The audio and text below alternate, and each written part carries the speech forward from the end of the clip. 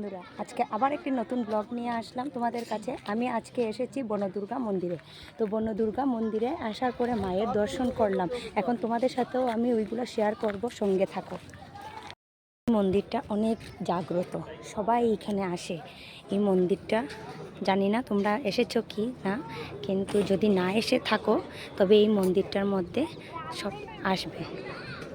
এখন অনেক সুন্দর সুন্দর সবজি নিয়ে ওরা বসে আছে।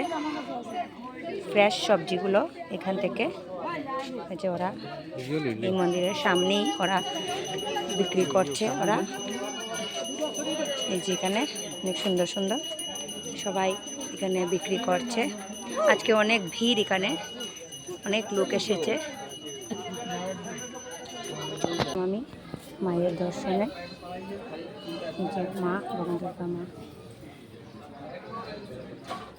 পুজো করছে। অনেক মূর্তি আছে এখানে।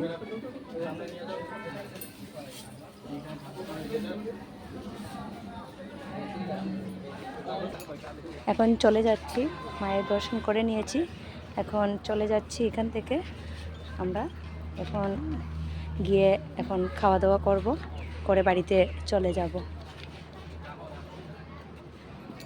এখন আমরা চলে যাচ্ছি খাওয়ার জন্য হোটেলে।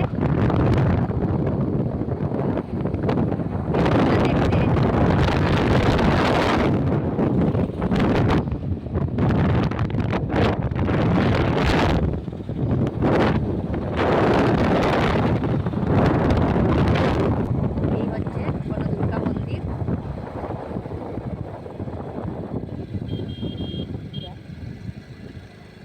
আপনারা যদি না এসে থাকেন তো অবশ্যই আসবেন মন্দিরটিতে।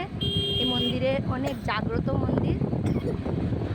এখন আমরা খেতে এসেছি দলুর সামনেই, লক্ষ্মীনারায়ণ রিসর্ট। এটা হচ্ছে সেই রিসর্ট।